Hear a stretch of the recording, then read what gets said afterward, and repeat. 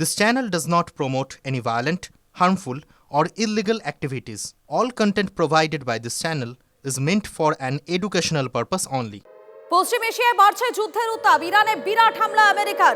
ইরানের ক্ষেপণাস্ত্র ব্যবস্থা, আকাশ প্রতিরক্ষা ইউনিট, আইআরজিসির স্পিড বোটে মার্কিন হামলা জবাব তেহরানের। মধ্যরাতে নতুন করে হামলা দাবি মার্কিন সেন্ট্রাল কমান্ডের। হরমুজের পণ্যবাহী জাহাজ রক্ষায় হামলা দাবি করছে আমেরিকা। হরমুজ প্রণালী পুরোপুরি বন্ধ দাবি ইরানের। মার্কিন হামলার জবাব তেহরানের। পাল্টা উপসাগরীয় দেশে মার্কিন ঘাঁটি লক্ষ্য করে ড্রোন হামলা ইরানের। বাহরিন, কুয়েত, কাতার, ওমান এবং জর্ডানের পর হামলা সেখানে। হরমুজ প্রণালী থেকে দূরে সামরিক ঘাঁটিগুলিকেও নিশানা। তেহরানের টার্গেটে আমেরিকার বন্ধু দেশগুলি। কাতার, বাহরিনে ঘন ঘন সাইরেন বাজছে। আমেরিকা ইরেসপন্সিবল অ্যাটাক করছে, বিং আ বিগার পাওয়ার। তারা দিনের পর দিন যেভাবে এনার্জি সেক্টরকে আক্রমণ করে নিজেদের ওয়ার রেলেভেন্স তৈরি করার চেষ্টা করছে, এটা গোটা পৃথিবীর কাছে একটা নোংরা উদাহরণ হিসেবে সৃষ্টি হচ্ছে। এবং ইরান রিটালিয়েট করবে, এটা তাদের স্বাভাবিক প্রক্রিয়াতেই সম্ভব, কারণ ইরান কতদিন আর এই জিনিসগুলো শুধু অ্যাবজর্বিং স্টেজে থাকবে। সুতরাং আমেরিকাকে কোথাও একটা গিয়ে এটা বুঝতে হবে যে কোনো জিনিসকে অ্যাকোয়ার করাটা মডার্ন ওয়ারফেয়ারের স্ট্র্যাটেজি হতে পারে না। They should settle down and move back.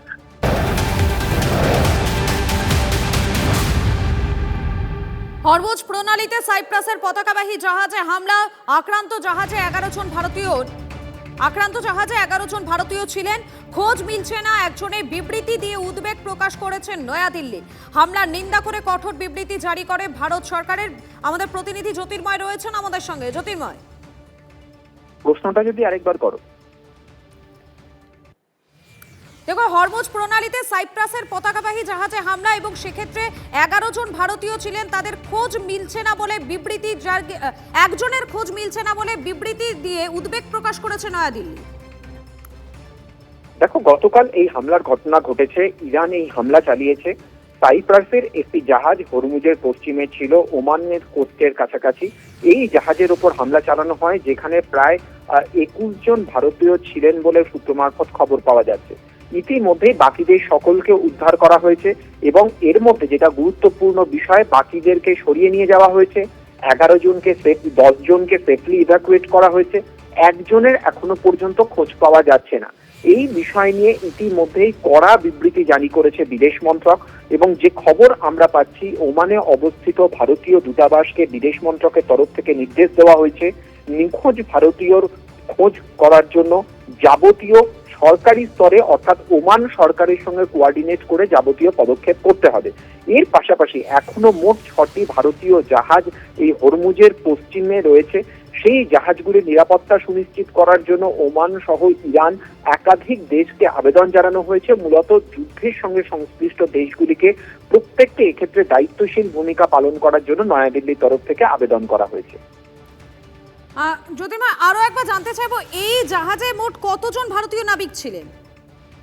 যে খবর আমাদের কাছে এসে পৌঁছচ্ছে, মোট 11 জন ভারতীয় নাবিক ছিলেন। তার মধ্যে 10 জনকে উদ্ধার করা হয়েছে, একজনকে উদ্ধার করা যায়নি, সে এখনো পর্যন্ত নিখোঁজ। এর পাশাপাশি আরো 6টি ভারতীয় জাহাজ এই এলাকায় রয়েছে। সেই জাহাজে অসংখ্য ভারতীয়রা রয়েছে। এর পাশাপাশি বিদেশি জাহাজেও ভারতীয়রা রয়েছে।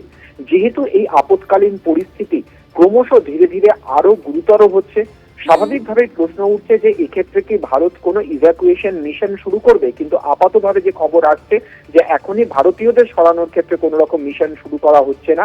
পরিস্থিতির দিকে নজর রাখছে নয়াদিল্লি। ধন্যবাদ। হরমুজের পণ্যবাহী জাহাজে হামলা ইরানের ভুল সিদ্ধান্ত। ইরানের ফল ভুগতে হবে হুঁশিয়ারি দিয়েছেন মার্কিন প্রতিরক্ষা সচিব। যদিও মার্কিন হুমকিতে দমতে নারাজ ইরান।